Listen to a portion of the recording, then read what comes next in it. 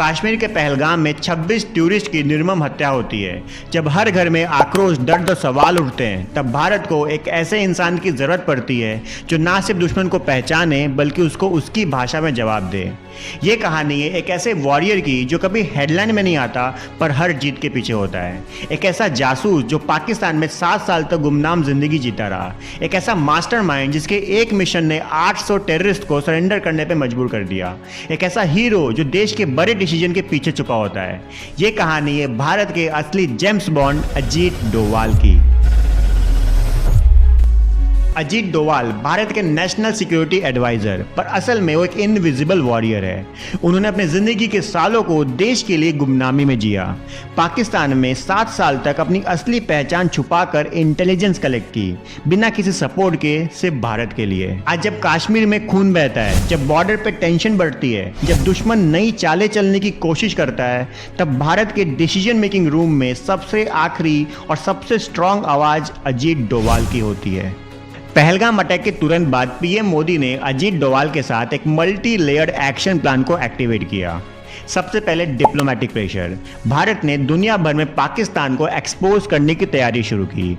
दूसरा, military readiness, border पर forces को हाई अलर्ट पर डाला गया।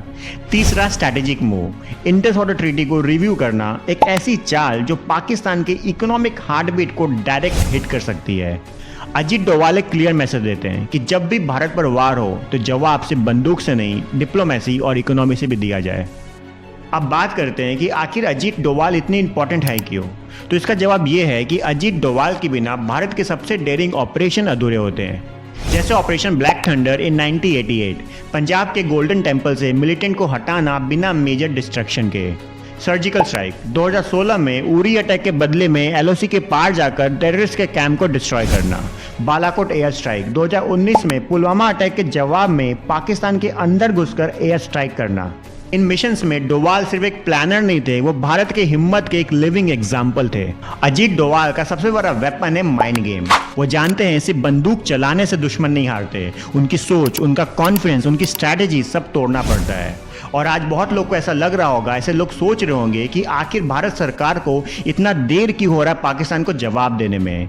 तो अजीत डोवाल की भाषा में कहे तो पहले पाकिस्तान को साइकोलॉजिकल लेवल पे कोलैप्स किया जा रहा है।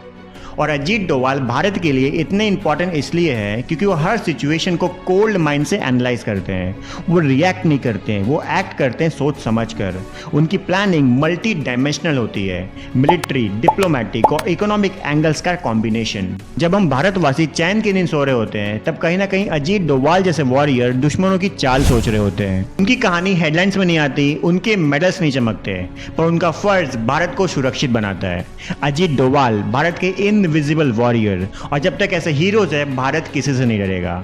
शेयर दिस वीडियो अगर तुम भी बिलीव करते हो कि भारत को अजीत डोवाल जैसे और मास्टरमाइंड की जरूरत है। Till then, thank you so much. With will skill learn the real thing, let's grow together.